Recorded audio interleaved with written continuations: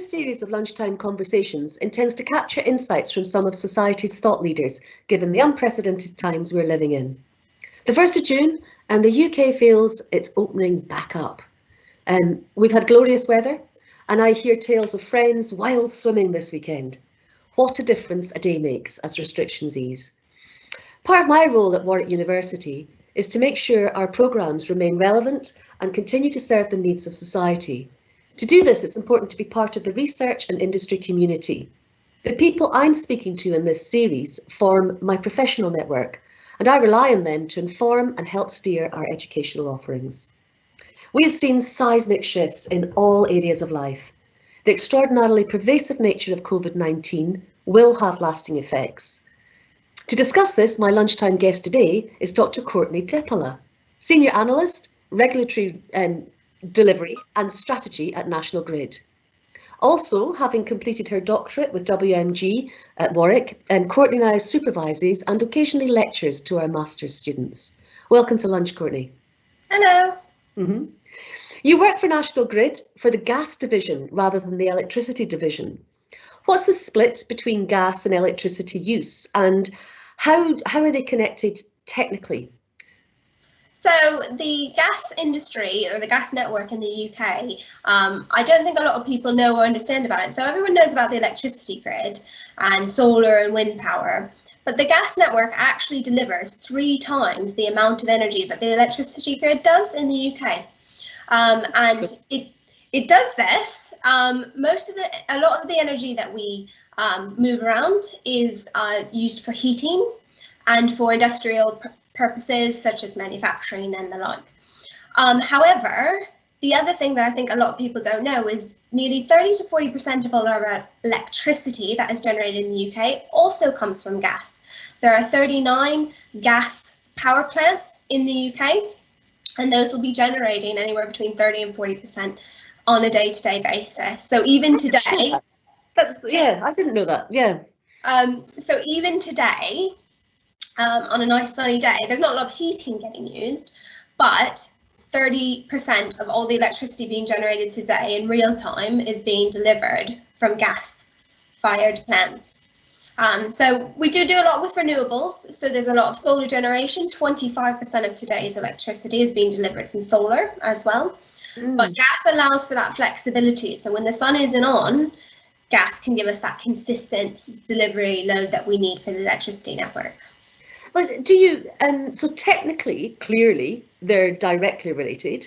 And as a business and kind of strategically, how are they interconnected as a business, or do you manage them as separate businesses? How does that work? So in the UK, they're technically separate businesses under the National Grid PLC. So we do have a UK director, and she sits on top in the UK, and then we have directors for electricity and gas. So operationally, they're quite divided, but there are other aspects of the business where we do sort of work together. So I work in regulation, which works on our relationship and the rules we have to play and build with Ofgem. Because we are a monopoly, we are heavily regulated. What is, forgive the ignorant question, but what's Ofgem's role in overseeing or governing or regulating what happens? So Ofgem is an economic regulator, so they help to ensure that even though we're a monopoly, we still provide value for the end consumer. So they put mechanisms in place to ensure that we behave as if we're in a competitive market. So they put in innovation pots of money for us to work on innovating and improving our network. They ensure that there's incentives for us to incentivize us to look for how we can lower costs and ensure that we're delivering the best service we can. So they sort of just ensure that because we have to operate as monopoly, because it really doesn't make sense to have multiple transmission networks in the same country, that we don't just get complacent and that we do deliver value. You are public, or are you private? We're a private company. We're on the, I do believe we're on the FTSE 100. So we have shareholders. So we are a private company. Is Ofgem private too, or are they public? So Ofgem is a government body. They're their strategy comes from BEIS. So BEIS sets the strategy, business, energy and industrial strategy, and then Ofgem helped to implement that strategy through an economic lens. Then we also had the HSE who helped to regulate us from a safety perspective. So we have two main government bodies that we really work with there. There's quite that's an interesting structure to mimic the behaviour of a private competitive non-monopolistic structure, to try to mimic that behaviour. So I guess I mean, this series is around the impact of the coronavirus. When the measures were put in place to combat the coronavirus, so during the first period, everybody was told to stay at home, and now we're all to be alert and keep our social distancing. How has the nation's energy use been affected by this? So we saw immediate drops in energy use across electricity and gas. Obviously, we don't have the industrial pull as much because industries have sort of cut back. We'll see a ramp up of that. In terms of electricity, we've seen almost a 25% drop in overall electricity demand, but we've seen the peaks sort of flatten out. So where you'd normally see the peak for the morning commute, that sort of flattened out. People are sleeping in later, people are having more cups of tea at later times. So you see sort of a flattening out of that peak, which is really, really interesting. Overall, we expect, based on our analysis, over the course of the summer, a 20% decrease in energy usage across the UK, because you're just not getting the same industrial demands. However, you're still getting a lot of domestic variations. That must have big implications on the operations and how you handle even pricing and tariffs and in who numbers of employees and what you do and what you operate. Is how agile were you as an organisation to respond to that, or isn't that of such big consequence? I think for us as the transmission network, we see it less than a distribution network, because the distribution networks are separate, and those are the ones that are really connected to the domestic consumer. So we see it on the industrial side, but we still have to help move the gas and move the electricity around to eventually get down to the domestic consumer. As far as how we operate as a business, we still have key work that needs to be done, and early on there was discussions with Ofgem about how do we define what is key work that needs to carry on, what is work that we can pause to keep our operational staff as safe as we possibly could. You saw that across a lot of the utilities. The water companies did something similar. So we used our relationship with the regulator to help us define, okay, what's really important and what's less important, and how can we, manage this workload operationally. As far as the control rooms, it's really interesting what we've done there. So we have our electricity control room and our gas control room. And so for the employees that manage those control rooms 24/7, we set up pods on site for them to live in, so that they could stay there and do their work, and then they were key workers and not, going home to their families and potentially either contaminating or getting contaminated. So we've asked them to do sort of 6-week stints on site to make sure that we can manage that interaction, or the management of the. I want to know all about the pods, but I'm going to save that for a later date. But yes, I want to know all about them. But contrasting back to because anybody overhearing this might notice that you don't have a classic West Midlands accent. So contrasting back to the home country, how does our sort of our structure of energy provision in the UK contrast to that in the US, and do you feel we have strengths or weaknesses? How can you contrast those two?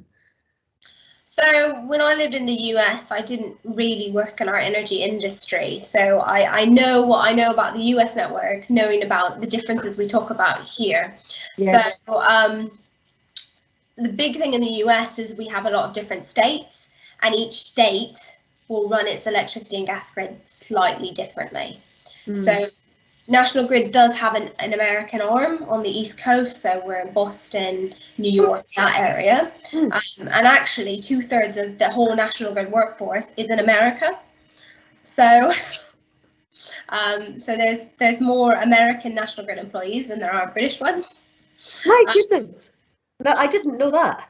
Yeah, and we have a lot more flexibility as a business on what we can explore and what we can do. So for example, in the UK, as a monopoly transmission industry, we're not allowed to own any storage, whereas in the US, there are more options available for us, and more things. The rules are a bit more relaxed, and there's still regulation, but they're much more relaxed and less strict. Also, in terms of legislation, the legislation in the UK, in terms of how we have to maintain and operate our network, is much more goal setting than it is prescriptive. In the US, it's a lot more, you have to do this on this size pipe with, it's very prescriptive. In the UK, it says you have to keep the pipe safe. And then how we do that is up to us as a business, and how that's interpreted can be quite an interesting conversation with the regulator as well. Okay, I mean, from that, just from experience from working in different kinds of environments, that feels very much more like a kind of a threshold level that you might have to meet within the US, whereas maybe you have more autonomy, and if you're allowed to interpret goals and how you see yourself achieving them, it devolves the autonomy back to the providers a little bit more, I think, as to an ownership about the organisations. Yeah. I mean, another kind of big topic from the coronavirus is, of course, the implications on the environment and the green agenda. How do you think? I mean, attitudes have been like shifted a little on that. There's more hope and attention, and a more positive outlook. How do you think that will implicate upon strategies and deploying those strategies within National Grid, and will it reinforce the journey you're already on, and accelerate it, or will there be that same kind of almost shift, this kind of donk sideways that maybe has happened with people's realization of how pleasant it is to have a pleasant environment? I think before COVID, we had already sort of entered into this. We've got net zero target. Our CEO announced that last year. We got a focus for net zero. We got another campaign of the job that can't wait, so that we're bringing in, look, we need a whole new workforce to support this green energy industry, and it's a really big thing. Ofgem's new CEO has come in February, and his vision is we're gonna promote green energy. So there's a lot of momentum. I think this COVID is really going to help just be another catalyst for us moving into that. But there's already the foundation. So at the moment, we're in the last year of our first Rio price control, and we're working with Ofgem to redefine the next 5 years of our price control. So part of being a regulated business is we have set periods where we talk about what we're going to invest and how we're going to spend money and how we're going to move the business forward. And this is the first price control we're really talking about. What are we going to do about hydrogen? How does the gas industry fit into the green future of energy as a whole? And how do we help that transition? Because if you just look at doing solar and wind, you don't have the flexibility that you need, that the gas industry provides, and you also don't have the capacity, really. So you can't just switch everyone over to electric cars that you charge at home, because the electricity grid is not designed for that, and it's not able to handle it. So we have to consider, how is gas, even though it is a fossil fuel and a polluter and not the best energy source, it's got to be a key player in how we transition to that green future, because the networks were built 50 years ago. They were designed for a completely different use case. we see a lot of variation happening in the network. We see, prosumers coming in, people with solar panels on their homes. So they're contributing to the network, but also pulling from the network. So how do we balance that? And that variation is going to be quite a big challenge as well. But I think this will be a good thing overall for us as a network and as a business, because it will just reinforce stuff that we're already doing, and it might help us speed up a bit. I mean, speaking with you, Courtney, it really reinforces to me, the importance of these kind of big systems modelling. So, the fact that working from home, electric cars, where we choose to drive to, how we choose to charge them up, will have implications upon tariffs for generating different types of energy sources, and the interconnectivity and the implications that it's challenging to model such a socially complex, technically complex economic kind of system that it's fascinating, but clearly challenging, and that drive to better understand how to do that.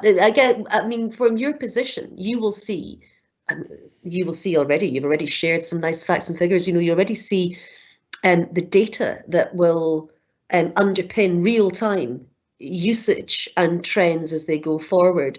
Do you think some of these trends, do you think they'll sustain the changes we've had in our way of living? Do you think some of these will sustain going forward, or is it about being flexible and adaptive and resilient to respond?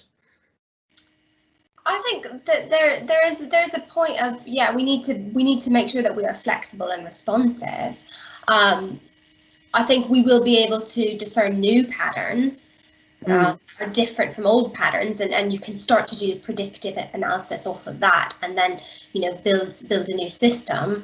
I think part of it is looking at the bits of the old system that are still relevant, and how we might modify those to ensure that we're adaptable and we've got the capacity, but we're also, cognizant of, we can't spend £200 billion on this. We need to make sure that it's value for money, and that we're doing this in the most efficient way possible as well. It's a lot. There are a lot of factors. Yes, fascinating industry to be in. Now you and Sagar, your husband, and Apple, the dog, have all been at home over this period. So how's that been working out for all three of you? Well, it's been really good. So my husband also works in gas transmission, but he is a safety assurance engineer. So he works with the HSE. I work with Ofgem. We have great dinner time conversations. What does Apple think? Apple just snoozing on the floor. I think she finds it all quite boring. But it's been good. I think we've been quite lucky in that we've been able to have space and been able to focus on our work and do quite interesting things. As far as what we're working on in my team with Ofgem, they're keeping us to pace. They want to keep to original deadlines that have been established. So it's just as busy as it was before lockdown, if not more. And we were both used to working from home at least a day a week prior to this anyways, because we had an open office situation with flexible working and hot desking anyways. So adjusting to being at home, it's not too bad. We've got good setups. There's a lot of video meetings now, and so I still in touch with most of my team. There are things I miss, like it's sometimes it's easier to be in the office and just go talk to that team over there, or just drop in and say, hey, do you know anything about this thing that I'm working on? And I hope that we get back to more of a balance, because I do enjoy working from home and not having the commute and having that extra time in the day, but I also enjoy that interaction and that ease of human interaction. So it's interesting to see what ends up playing out in the long term. I've got other colleagues who are in operations, so they're going on and off site and having to do social distancing and the challenges around that. So they're on sort of a go and site a couple of days a week, but still work from home, and we've got to balance that. So yeah, I think as a business we'll find it really interesting and challenging. We're not Google or Facebook, but we do have a lot of capabilities for remote working depending on which area of the business you're in. So yes, well, thank you, and thank you for sharing these insights. And for me, they're enormously useful, as they always are, and they help steer our educational programmes. And thank you very much for the support you already give our current students and students that we've had in the past. Any students listening to this, it's great to have these insights to inform their current research. And for the wider Warwick community, it is valuable to hear direct from the voice of those that are helping manage the industries and that we're also reliant on. If anyone listening to this would like to hear more from Courtney, please drop me a line and I'll forward it on. I'm on Warwick's website, and if you're watching this on YouTube, follow the link on the closing slide. This series will also be made available as a podcast, so just search Insights Over Lunch on your preferred listening platform. Nothing more to be said, I guess, Courtney, apart from enjoy your lunch, and please give my best regards to both Sagar and, of course, to Apple. I will do. Thank you, Mary. Thank you.